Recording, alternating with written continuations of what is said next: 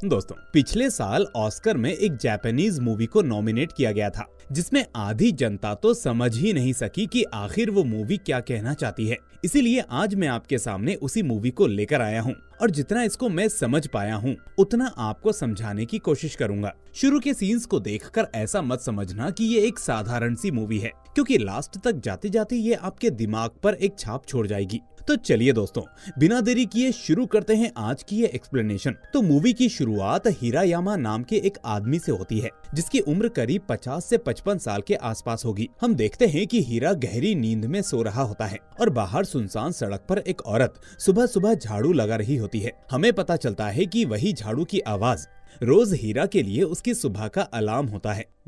अब हीरा खुशी के साथ उठता है और बिस्तर को समेटने लगता है। फिर ब्रश करने और दाढ़ी बनाने के बाद वो पौधों को पानी देता है और ये सब उसका रोज का काम है। इसके बाद वो अपने घर के सारे काम निपटाकर वो अपने काम के कपड़े पहनता है और तैयार होकर बाहर निकल आता है। असल में हिरायामा पब्लिक टॉयलेट्स की सफाई करता है और यही उसकी जॉब है। खैर, अब जैसे ही वो बाहर निकलता है तो रोज की तरह ऊपर नीले आसमान की ओर देखकर मुस्कुराता है, मानो ऊपर वाले को शुक्रिया कह रहा हो। फिर वो पास की वेंडिंग मशीन से एक कॉफी खरीदता है और अपनी वैन में जाकर बैठता है। अब कॉफी के घूंट भरते हुए वो अपनी पसंदीदा गानों की कैसेट लगाता है, जो अक्सर लोग किया करते हैं। वो रोज इसी तरह गाने सुनते हुए अपनी नौकरी पर जाता है और वो इस मोमेंट में इस कदर मग्न हो जाता है कि जैसे उसे जिंदगी में और कुछ चाहिए ही नहीं।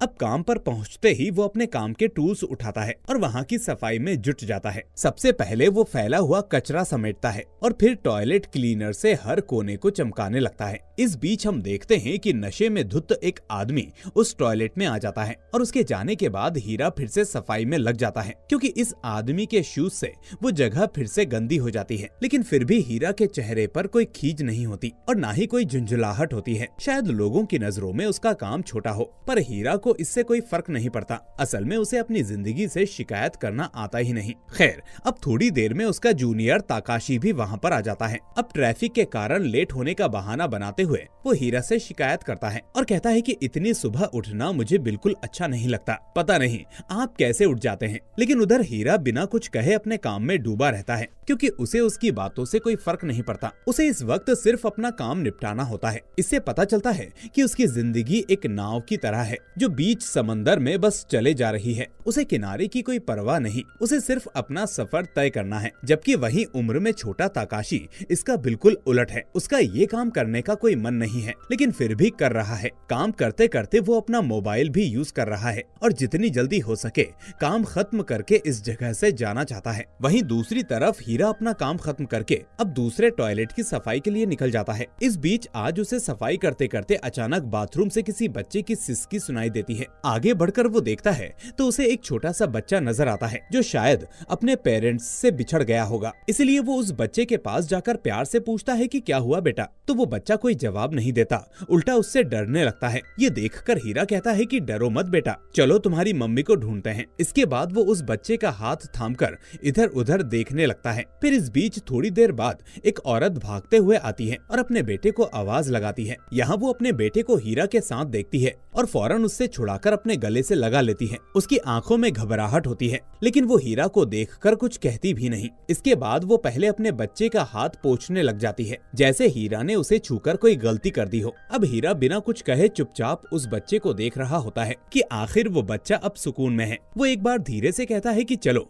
अब तुम्हारी माँ आ गई है, घबराओ नहीं। लेकिन वो औरत अब बिना शुक्रिया कहे वहाँ से चली जाती है। बेचारा हीरा खड़े खड़े चुपचाप उस बच्चे की तरफ देखता रह जाता है और तभी वो बच्चा पीछे मुड़कर मुस्कुराता है और हाथ हिलाता है। और अब यही मुस्कान हीरा के दिन की सबसे बड़ी खुशी बन जाती है। फिर आगे दोपहर में वो एक पेड़ की ठंडी छांव में बैठकर अपना सैंडविच और जूस निकालता है। अब खाते खाते वो अपना पुराना कैमरा निकालता है और हमें पता चलता है कि ये कैमरा ही उसकी सबसे कीमती चीज है, जो उसे इस तेज तर्रार दुनिया से जोड़ता नहीं बल्कि अलग करता है। इसके बाद वो उन हरे भरे पत्तों की एक तस्वीर खींचता है। आज की तरह 10 या 20 नहीं और अपनी भी नहीं, सिर्फ पत्तों की, वो भी एक। अब यहाँ हीरा की नजर एक नन्हे से पौधे पर पड़ती है, जो शायद एक ऐसी जगह पर है जहाँ कोई भी आकर उसे कुचलकर चला जाएगा और वो पौधा वहीं अपना दम तोड़ देगा। इसलिए हीरा तुरंत उसकी ओर जाता है और बड़े सलीके से उसे मिट्टी में से निकालकर अपने लिफाफे में रख लेता है। ये देखने से साफ पता चलता है कि उसे असल में पेड़ पौधों उससे गहरा लगाव है। खैर, वो इस जगह पर अक्सर खाना खाने आता है और ये इलाका बहुत ही शांत और बौद्ध भिक्षुओं का इलाका था। अब इस बीच अचानक उस मठ का एक भिक्षु वहाँ आ जाता है, जिसे परंपरा अनुसार हीरा सर झुकाकर रिस्पेक्ट देता है और फिर वो उनकी अनुमति से ही उस पौधे को अपने साथ ले जाता है। फिर घर आकर वो उस पौधे को बाकी बड़े पौधों के साथ लगा देता है ताकि उसकी अच्छे से देखभाल हो सके। लगता है कि ये पौधे ही उसका असल परिवार का हिस्सा हैं। अब शाम ढल रही होती है, इसीलिए वो पब्लिक बाथरूम में नहाने के लिए अपनी साइकिल पर निकल पड़ता है। अब रास्ते में हम देखते हैं कि जितने भी लोगों की नजर उससे मिलती है वो उन सभी को सर झुकाकर रिस्पेक्ट देता है, जो कि जापानीज कल्चर का एक अहम हिस्सा है। अब नहाने के बाद वो एक जगह बैठकर हाथ से पंखा हिलाते हुए सुमो रेसलिंग देखने लगता है। पर थोड़ी देर में जितनी गर्मी थी, अब मौसम अचानक उतना ही बदल जाता है और बारिश शुरू हो जाती है। बाकी लोगों के लिए बारिश मुसीबत हो सकती है, लेकिन हीरायामा के चेहरे पर बारिश से खुशी झलकने लगती है। लोग छाता निकालकर रास्तों पर चल रहे हैं, लेकिन ये साहब अपना रेनकोट पहने चले जा रहे होते हैं। अब बारिश की वजह से गाड़ियों का जाम लगा होता है, लेकिन वही हीरा अपनी साइकिल में ताला लगाकर अपने पसंदीदा रेस्टोरेंट जाता है, जहां वो अक्सर जाया करता था। उसको देखते ही वहां काम करने वाला लड़का उसके बिना बोले ही उसकी पसंदीदा चीज ले आता है, क्योंकि हीरा हमेशा वही खाना ऑर्डर किया करता था। अब खाते खाते हीरायामा वहां टीवी पर बेसबॉल गेम देखने लगता है। आखिर कितनी सरल जिंदगी है उसकी। यही छोटी छोटी चीजें उसकी जिंदगी का हिस्सा हैं। शायद हम उसको देखकर समझ सकते हैं कि टेक्नोलॉजी से पहले लोगों का रूटीन क्या हुआ करता था। अब डिनर करने के बाद वो घर लौटकर अपना बिस्तर लगाता है और फिर किताब पढ़ते पढ़ते ही सो जाता है। अब अगली सुबह उसकी आंखें फिर से सफाई करने वाली लेडी की झाड़ू की आवाज से खुलती है। फिर वो रोज की तरह हंसते हुए उठता है, अपना बिस्तर समेटता है, ब्रश करता है और पौधों को पानी देता है। इसके बाद वो फिर से उस कॉफी को लेता है, अपनी गाड़ी में बैठता है, गाना शुरू करता है और अपने काम पर निकल पड़ता है। अब आज जब वो काम पर पहुंचता है तो हम देखते हैं कि ताकाशी की गर्लफ्रेंड शीजू भी वहाँ पर आई होती है, जो असल में ताकाशी के साथ घूमने जाने वाली है। उसके आते ही ताकाशी अपना काम जल्दी जल्दी निपटाने लगता है, लेकिन फिर भी वो काम पूरा नहीं कर पाता। इस बीच शीजू उसे लगातार जल्दी चलने को कहती है, वरना उसका दिन खराब हो जाएगा। अब ताकाशी को समझ में आ जाता है कि वो अपने काम को समय पर नहीं कर पाएगा और अगर काम में लगा रहा तो शीजू को लेकर नहीं जा पाएगा। इसीलिए अब वो हीरायामा के पास आकर उससे रिक्वेस्ट करता है कि मैंने बाकी का काम कर लिया है, बस मेरा थोड़ा सा काम रह गया है, क्या आप मेरा काम संभाल लेंगे, क्योंकि मुझे शीजू के साथ कहीं जाना है। ऐसा मौका मुझे बार बार नहीं मिलेगा। अब हीरायामा उसकी रिक्वेस्ट को मान जाता है और उसका काम संभालने में लग जाता है। इसके बाद हीरायामा को थैंक यू बोलते हुए ताकाशी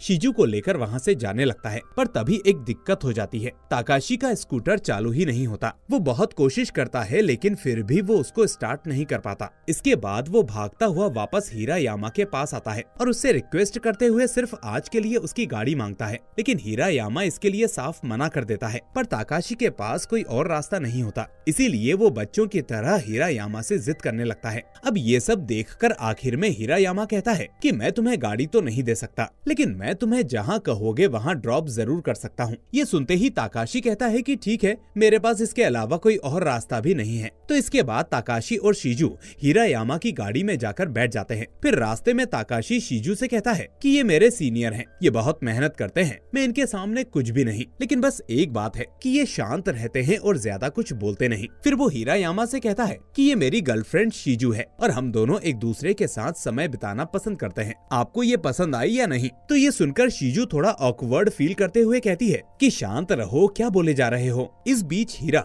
उनकी बातों पर ज्यादा ध्यान नहीं देता और तभी अचानक शीजू की नजर उस गाड़ी में पड़ी हुई कैसेट्स पर पड़ती है। वो ये देखकर हैरान हो जाती है कि आज के जमाने में भी कुछ लोग कैसेट प्लेयर्स सुनते हैं। अब उसने कभी भी इसका एक्सपीरियंस नहीं किया होता, इसीलिए वो एक कैसेट उठाकर हीरायामा से पूछती है कि क्या मैं इस कैसेट को गाड़ी में सुन सकती हूँ। तो वो इसकी इजाजत दे देता है। इसके बाद वो कैसेट शुरू करता है और शीजू पता नहीं कहाँ खो जाती है। उसे लगता है कि आईपॉड पर गाना सुनना और कैसेट से ये गाना सुनना दोनों में बहुत फर्क है। पता नहीं क्यों उसे आज कैसेट का गाना ज्यादा अच्छा लगने लगता है। इस बीच ताकाशी हीरायामा से पूछता है कि क्या आपको सच में ये काम पसंद है, आपके पास तो सब कुछ है, फिर आप ये काम क्यों करते हैं, आप कोई दूसरा काम भी तो कर सकते हैं, बड़े ही अजीब हैं आप, मैंने आज तक आपके जैसा इंसान नहीं देखा। अब उधर शीजू के हाथ में आईफोन देखकर हीरायामा उस फोन को हैरानी से देखता है। क्योंकि वो उस आईफोन पर वही गाना ढूंढ रही होती है जो अभी गाड़ी में चलाया था, पर मोबाइल में बजाने पर उसमें वो बात नहीं थी जो कैसेट में थी। और ये सब देख और सुनकर आखिर में हिरायामा भी मुस्कुराने लगता है। फिर अचानक एक जगह आकर शिजू ने ताकाशी से कहा कि यहीं पर मुझे ड्रॉप कर दो। असल में ये एक बार होता है जहाँ पर उसकी एक्स्ट्रा शिफ्ट लगी होती है और जल्दी आने की वजह से ही ताकाशी को उसे वहाँ पर छोड़ना होता है। शिजू उससे कहती है कि मैं जल्दी ही अपनी शिफ्ट पूरी कर लूंगी और शाम को फ्री हो जाऊंगी। इस बीच वो जाते जाते हिरायामा से कहती है कि आपकी कैसेट्स बहुत अच्छी हैं, मैंने आज तक ऐसा फील नहीं किया। अब जैसे ही शिजू जाने लगती है तो ताकाशी चुपके से उसके बैग में वही कैसेट डाल देता है जिसे उसने हाल ही में सुना था। अब शिजू के जाते ही ताकाशी अपना दुख हीरा को बताने लगता है। वो कहता है कि इस दुनिया में सभी को सिर्फ पैसे से प्यार है, अगर पैसा ना हो तो लोग क्या गर्लफ्रेंड भी आपकी नहीं सुनती। इस बीच ताकाशी की नजर अब उन कैसेट्स के कलेक्शन पर पड़ती है जो उस गाड़ी में रखी हुई थी। वो अब हिरायामा से पूछता है कि क्या आपको इन कैसेट्स का आज का प्राइस पता है? आपके पास इतना पुराना कलेक्शन है, चलिए चलकर इसकी कीमत पूछते हैं, मुझे भी पता चले कि आपके इन गानों की कीमत आज के बाजार में क्या है। अब हिरायामा यही सोचता है कि आखिर आज के जमाने में इनको सुनता ही कौन होगा, तो कीमत भी कुछ नहीं होगी, इसलिए ताकाशी को अपने मन की कर लेने दो। फिर यही सोचकर वो उसके साथ मार्केट में चला जाता है। अब यहाँ जब दुकानदार उन कैसेट्स को देखता है तो उसके होश ही उड़ जाते हैं, क्योंकि वो कैसेट्स असल में एक प्रीमियम कलेक्शन का हिस्सा थी, इसीलिए वो उनकी अच्छी खासी कीमत बताता है, जिसे सुनकर अब ताकाशी का दिमाग घूम जाता है। उसे समझ में आ जाता है कि आखिर ऐसे ही किसी चीज को ओल्ड इज गोल्ड नहीं कहते। इसके बाद वो हिरायामा से रिक्वेस्ट करता है कि क्या आप मेरे लिए अपनी कैसेट्स को बेच सकते हैं, क्योंकि मेरे पास पैसे नहीं हैं और मैं शिजू को एक अच्छा टाइम देना चाहता हूँ, उसको शॉपिंग करवाना चाहता हूँ क्योंकि उसका बर्थडे आ रहा है। ये सुनकर हिरायामा एकदम से उससे अपनी कैसेट्स को वापस मांग लेता है। ये देखते ही अचानक से ताकाशी रिग्रेट की वजह से उदास हो जाता है। उसे लगता है कि उसे ऐसा नहीं करना चाहिए था, लेकिन तभी हिरायामा को उसके दुख का एहसास होता है और वो उसे अपने पास जेब में रखे सारे पैसे देकर कहता है कि तुम इससे अपना काम कर सकते हो, कोई बात नहीं। अब वो पैसे देखकर ताकाशी उसे गले लगाते हुए थैंक यू बोलता है और कहता है कि आपके जैसा कोई नहीं है। इसके बाद जब ताकाशी को छोड़कर हिरायामा वापस अपने घर जा रहा होता है तो रास्ते में गाड़ी का फ्यूल कम होने लगता है। अब उसके पास पैसे नहीं होते और उतने फ्यूल में वो घर भी नहीं पहुंच पाता, इसीलिए अब वो मजबूरन सीधा उसी कैसेट्स वाली दुकान पर जाता है और उनमें से एक कैसेट को बेच देता है। इसके बाद वो अपने घर पहुंचता है और खुद को समझाने लगता है कि कुछ चीजें समय के साथ बदलना स्वाभाविक है, इसलिए अगर एक कैसेट को बेच भी दिया तो कोई दिक्कत नहीं है। अब आज वो लेट हो गया था, इसीलिए वो बाहर नहीं जाता और अपने लिए घर पर ही खाना बनाकर खा लेता है। इसके बाद वो किताब पढ़ते हुए सो जाता है और हर बार की तरह आज भी पूरे दिन की कहानी अपने सपने में देखने लगता है। अब अगले दिन वो रोज की तरह अपने काम पर पहुंचता है, जहां सफाई के बीच उसे एक कागज का टुकड़ा मिलता है। फिर वो उस कागज को ध्यान से देखता है तो उसमें टिक टैक टो गेम बना हुआ होता है और एक चांस प्ले करने के बाद किसी ने उसको दूसरी चांस के लिए वहाँ पर रख दिया होता है, लेकिन हिरायामा उसको नजरअंदाज करते हुए कचरे की पॉलिथीन में डाल देता है। इसके बाद वो अपना काम खत्म करके वापस उसी पेड़ के नीचे बैठकर सैंडविच खाने लगता है और इस बीच वो हमेशा की तरह आसमान की तरफ झूल रही पत्तियों की फोटो भी लेता है। फिर वो देखता है कि उसके पास वाली बेंच पर एक लड़की बैठी हुई है जो खुद भी सैंडविच खा रही होती है। अब उसे देखकर वो अपना सर झुकाता है, लेकिन वो लड़की उसे कोई जवाब नहीं देती, बस उसकी तरफ देखती रहती है। इसके बाद वापस घर जाते वक्त पता नहीं उसे क्या सूझा कि वो उस पॉलिथीन में से उस टिक टैक टो वाले कागज को निकालता है और उसे फिर वहीं रख देता है जहाँ पर वो उसे मिला था। इसके बाद वो हमेशा की तरह उस पब्लिक बाथरूम में नहाकर और बाहर खाना खाकर वापस आता है और किताबें पढ़ते हुए सो जाता है। फिर अगली सुबह जब वो काम पर जाता है तो वो ये देखकर हैरान हो जाता है कि आज ताकाशी पहली बार समय से पहले आ गया है और अपने काम में लगा हुआ है। अब हिरायामा के आते ही वो उससे कहता है कि मुझे नहीं लगता कि शिजू मेरे साथ अपनी जिंदगी बिताना पसंद करेगी, आपको क्या लगता है? पर हिरायामा उसको कोई जवाब ना देते हुए बाकी पड़े हुए काम के बारे में इशारा करता है। इसके बाद जब वो अपने काम के लिए अंदर जाता है तो उसे वही कागज वापस मिलता है जिस पर किसी ने आगे की चाल चलकर उसे वापस रख दिया था। तो ये देखकर हिरायामा मुस्कुराते हुए उस पर अपनी बाजी खेलकर उसे वापस फिर से वहीं रख देता है। इसके बाद वो अपना वहाँ का काम खत्म करके अगली जगह जाने के लिए गाड़ी की तरफ आता है और इतने में उसके सामने शीजू आ जाती है। वो उसे कैसेट लौटाते हुए कहती है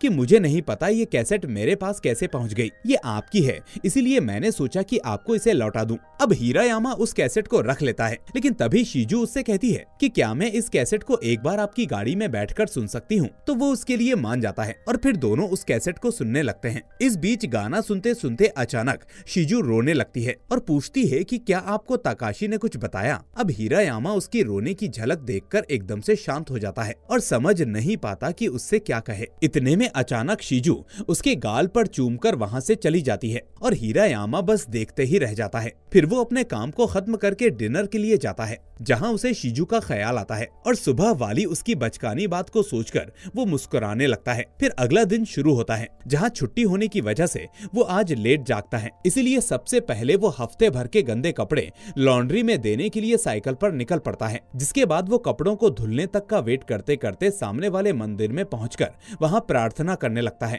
इसके बाद वो वापस कपड़ों को लेकर सीधा एक कैमरे की दुकान पर जाता है, जहां वो एक नया कैमरा रोल खरीदता है और पिछले हफ्ते की कैमरा रोल से खींची गई तस्वीरें निकलवाकर घर आ जाता है। इसके बाद वो घर की साफ सफाई करने लगता है और फिर अपनी खींची हुई पेड़ के पत्तों की तस्वीरें देखने लगता है। पता नहीं क्यों, लेकिन ये फोटोज उसके लिए कुछ खास तो मालूम होती हैं। खैर, अब इसके बाद वो एक लाइब्रेरी आता है और वहाँ से एक किताब खरीदता है जिसका नाम होता है ट्री यानी पेड़। फिर शाम होते होते वो एक बार में आता है, जहाँ वो हर छुट्टी वाले दिन आया करता है। वहाँ की ओनर को पहले से पता होता है कि उसे क्या चाहिए। वो बड़ी ही हंसमुख स्वभाव की औरत होती है और साथ में एक अच्छी सिंगर भी। फिर हम देखते हैं कि बाकी लोगों के साथ साथ उसकी बातें सुनकर हिरायामा भी खूब हंसता है। इसके बाद हिरायामा वहाँ से साइकिल लेकर वापस घर निकल आता है और फिर रात में वही खरीदी हुई किताब पढ़ते पढ़ते सो जाता है। इसके बाद वो फिर उसी डेली रूटीन में लग जाता है। वो काम पर पहुँचता है, उस टिक टैक टो गेम को खेलता है, फिर पार्क में उसी पेड़ के नीचे लंच करता है, रोज की तरह फोटो खींचता है। इस बीच आज फिर से वही लड़की लंच करते हुए हिरायामा को देख रही होती है, जिसे देखते ही वो अपना सर झुकाता है। लेकिन हर बार की तरह इस बार भी वो लड़की कोई जवाब नहीं देती। लेकिन वही हीरा अपना बाकी काम खत्म करके उसी रेस्टोरेंट में जाकर डिनर करके वापस घर लौट आता है। लेकिन जैसे ही वो घर के अंदर जाने वाला होता है तो उसे एक लड़की आवाज देती है। उसे देखते ही वो कहती है कि मामा, आप कहाँ थे? मैं कब से आपका इंतजार कर रही हूँ। उसकी आवाज सुनते ही कभी कभार बोलने वाला हिरायामा अचानक से पूछता है कि मीको, क्या ये तुम हो? कितनी बड़ी हो गई हो? इस तरह हमें पता चलता है कि मीको असल में उसकी भांजी है, जो उसके साथ कुछ दिन रहने के लिए आई है और ये जानकर हिरायामा भी खुश हो जाता है। इसके बाद वो उसे सोने के लिए अपना कमरा दे देता है और खुद एक छोटी सी जगह में जाकर सो जाता है। फिर सुबह होती है तो हीरा रोज की तरह उठता तो है, लेकिन वो ज्यादा आहट नहीं करता क्योंकि उसकी भांजी मीको अभी भी सो रही होती है। लेकिन कुछ देर में मीको की नींद खुल जाती है और वो कहती है कि मेरी वजह से आप अपने काम पर लेट मत होइए, मैं ऑलरेडी जगी हुई हूँ। इसके बाद वो कहती है कि मामा, मैं घर में अकेले रहकर क्या करूंगी, मुझे भी अपने साथ ले चलिए ना। अब पहले तो हीरा सोचने लगता है कि मीको अब बड़ी हो चुकी है, उसके टॉयलेट साफ करने वाले काम को देखकर आखिर वो क्या सोचेगी। लेकिन फिर जब मीको ज्यादा जिद करती है तो हीरा भी सोच लेता है कि आखिर काम से क्या शर्म करना, काम तो काम है, चाहे कैसा भी हो। इसलिए वो मीको को अपने साथ ले जाने के लिए तैयार हो जाता है। फिर वो घर से निकलते हैं तो हीरा आज 2 कॉफी खरीदता है और उसके बाद गाना सुनते हुए दोनों काम पर रवाना हो जाते हैं। इस बीच मीको रास्ते में पूछती है कि मामा, क्या हम इन पुराने सॉन्ग्स को आईट्यून या स्पॉटिफाई पर सुन सकते हैं? तो हिरायामा पूछता है कि ये शॉप कहाँ पर है बेटा? तो मुझे बता दो, मैं तुम्हें वहीं पर ले चलूंगा। इसके बाद अपने मामा की मासूमियत को देखकर मीको मुस्कुराने लगती है।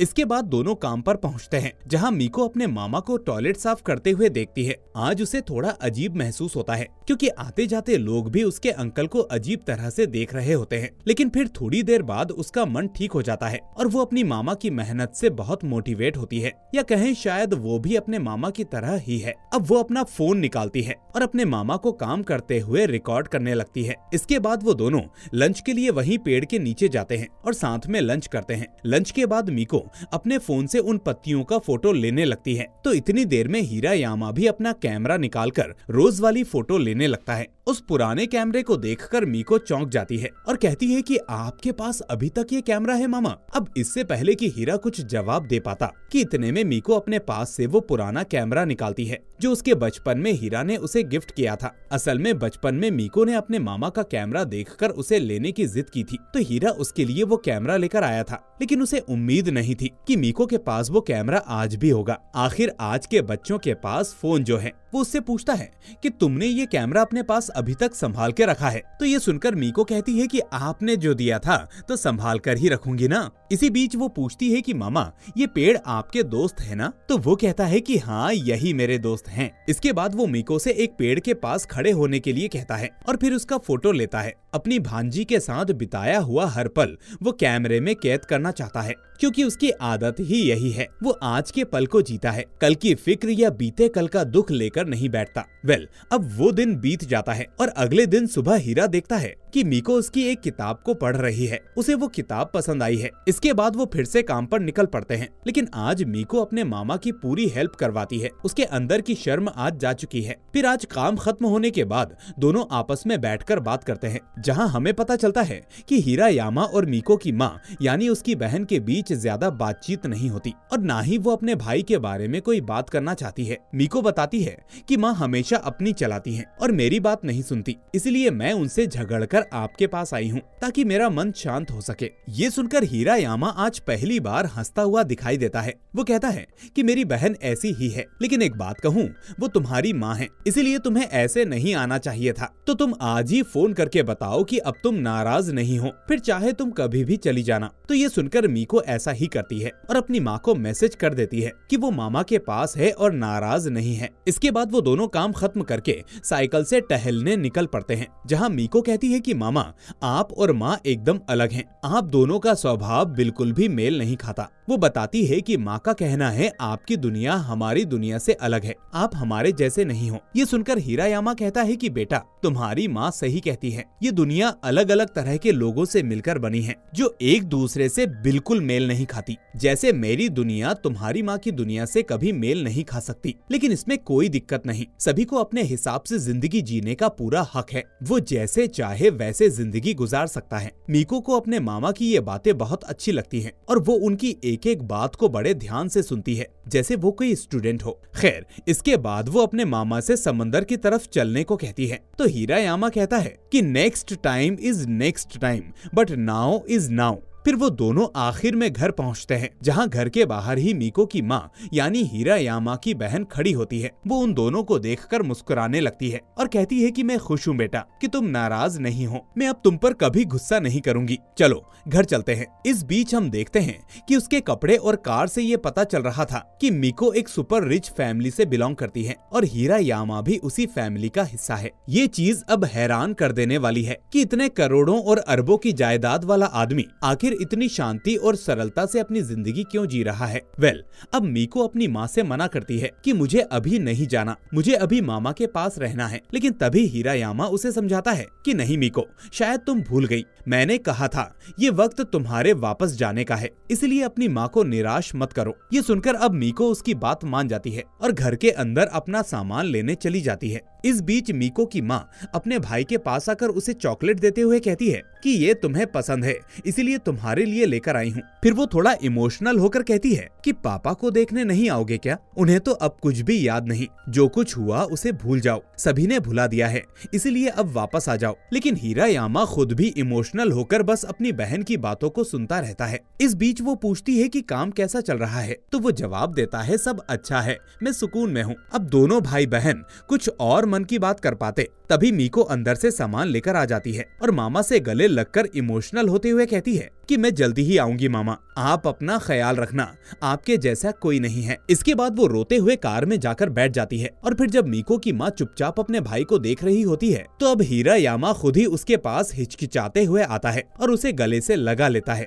गले से लगाकर वो अपने आंसुओं को रोकता है और बस इतना कहता है कि मीको का ख्याल रखना, अपना ख्याल रखना और बाकी सभी का ख्याल रखना। मुझे तुम पर गर्व है कि तुम इतना सब संभाल रही हो। अब रोते रोते उसकी बहन भी वहाँ से कार में जाकर बैठ जाती है और फिर वहाँ से निकल जाती है। फिर उन दोनों के जाने के बाद इतनी देर से खुद को रोका बैठा हीरायामा अब फूट फूट कर रोने लगता है। पता नहीं कौन सी पुरानी बातें उसे याद आती हैं कि वो पूरी रात बिना सोए ही निकालता है। अब अगली सुबह उसकी जिंदगी की तरह उसका काम भी उथल पुथल हो रखा होता है। आज उसे पता चलता है कि अचानक ताकाशी ने जॉब छोड़ दी है और वो भी बिना किसी को बताए। लेकिन इतने कम समय में अब कोई दूसरा ज्वाइन भी नहीं कर सकता, जिस वजह से आज दोनों शिफ्ट का काम उसी को करना पड़ता है और इसमें सुबह से शाम हो जाती है और उसका पूरा दिन निकल जाता है। इसीलिए अब वो वापस जाते वक्त काम खत्म करके गुस्से में अपनी कंपनी को फोन करके कहता है कि किसी नए आदमी को कल ही भेज दीजिए, वरना मैं अकेले ये काम नहीं कर पाऊंगा और इस काम को छोड़ दूंगा। इस तरह आज पहली बार हम हीरायामा को गुस्सा होते हुए देखते हैं।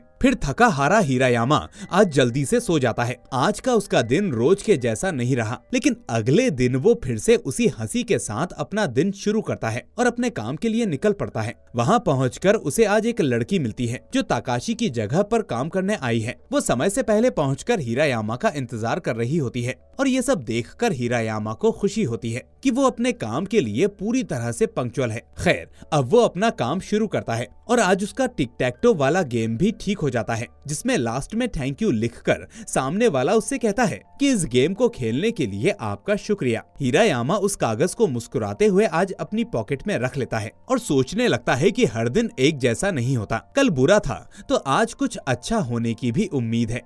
अब एक हफ्ता भी निकल जाता है और छुट्टी का दिन आ जाता है। आज भी सुबह से वो सारी चीजें करते हुए उसे अब शाम होने को आई है। इसके बाद वो आज उसी बार में पहुंचता है जहां वो वीकली जाता था, लेकिन वहां वो देखता है कि वो बार अभी बंद है। इसलिए वो सामने वाली दुकान में बैठकर लाइब्रेरी से खरीदी नई किताबें पढ़ने लगता है। इस बीच वो उस बार की ओनर को एक आदमी के साथ बार के अंदर जाते हुए देखता है तो उसे लगता है कि बार खुल गया है, इसीलिए वो भी अंदर चला जाता है। पर वहां जाकर वो देखता है कि वो ओनर और वो आदमी एक दूसरे को गले लगाए हुए हैं और ये देखकर हीरायामा एकदम से वापस हो जाता है और वहां से निकल जाता है। इसके बाद वो बाहर दुकान से बियर की कुछ कैंस और सिगरेट का पैकेट खरीदकर एक सुनसान जगह पर जाता है। शायद ये सब देखने की उसे कोई उम्मीद नहीं थी, या शायद वो उस ओनर को पसंद करता होगा। अब थोड़ी ही देर बाद वही आदमी वहाँ आता है और उससे सिगरेट मांगता है। वहाँ वो आदमी उसे बताता है कि वो बार ओनर का पति है, जिससे 7 साल पहले उसका तलाक हो चुका है और उसने दूसरी शादी भी कर ली है। लेकिन अब 7 साल बाद वो आज पहली बार उसे देखने आया था। वो बताता है कि मुझे कैंसर है और मेरे पास वक्त बहुत कम है, इसलिए मैं उससे माफी मांगने आया हूँ, या मान लो कि उसे शुक्रिया कहने आया हूँ। अब तुम उसका अच्छे से ख्याल रखना। तो ये सुनकर हीरायामा कहता है कि हम दोनों के बीच में ऐसा कुछ भी नहीं है। इस बीच वो आदमी उससे पूछता है कि क्या दो परछाइयां जब मिलती हैं तो क्या उनका रंग और गहरा काला हो जाता है। ये सुनकर हीरायामा कहता है कि चलो अभी देख लेते हैं, और इस तरह दोनों मिलकर बचपन का एक खेल खेलते हैं और अपने अपने दुख को उस पल में कैद करके भूल जाते हैं। इसके बाद एक और नई सुबह होती है और हीरायामा गाना सुनते हुए काम पर जाने लगता है। उसका हर दिन और एक नई सुबह उसके लिए एक नई जिंदगी होती है, जिसके लिए ही वो आसमान को देखकर शुक्रिया कहता है। और ये बात कहानी के अंत में उसकी आंखें, उसका चेहरा बयां कर जाता है, जहां उसका रोना और हंसना दोनों ही भाव एक साथ उसके चेहरे पर नजर आ रहे होते हैं। वाकई में बेहद खूबसूरती से इस सीन को दर्शाया गया है। आपको समझ ही नहीं आएगा कि इस वक्त वो खुश है या दुखी। शायद यही हमें इस मूवी के अंदर समझाने की कोशिश की गई है कि सिचुएशन चाहे जैसी भी हो, आपको अपने आप को स्टेबल रखना है। दुख और सुख सभी जिंदगी का हिस्सा हैं, लेकिन उनको पकड़कर हम आगे नहीं बढ़ सकते। एक पल और एक राह पर आकर हमें आखिर में उन्हें छोड़ना ही होगा और नई शुरुआत करनी ही होगी। तो दोस्तों, अब तक आप समझ चुके होंगे कि कहानी आपसे क्या कहना चाहती है। जैसे कि कहानी का हीरो कोई सुपर हीरो नहीं है, बल्कि वो एक आम इंसान है और पब्लिक टॉयलेट साफ करता है। वो दिन भर में कितने लोगों को देखता है, लेकिन वो किसी को नजर नहीं आता और ना उसका काम। लेकिन फिर भी वो हर दिन उसी मेहनत के साथ काम करता है। और जैसा कि कहानी का नाम है परफेक्ट डेज, यहाँ परफेक्ट का मतलब ये नहीं है कि आप हमेशा हंसते रहो या सच में हमेशा अच्छा हो। आपको याद होगा हीरायामा ने मीको से कहा था कि next time is next time, now is now, यानी जो है वो अभी है, उससे खुश रहो। कल का समय कल का है, उसकी फिक्र मत करो। तो दोस्तों, आपको ये मूवी कैसी लगी मुझे कमेंट करके बताएं। साथ ही इस वीडियो को लाइक करके अपने दोस्तों के साथ शेयर कर दें। अगर आप नए हैं तो चैनल को सब्सक्राइब करके नोटिफिकेशन बेल को भी दबा दें। अब मैं मिलूंगा आपसे अगली ऐसी ही शानदार मूवी के साथ। Till then take care and thanks for watching.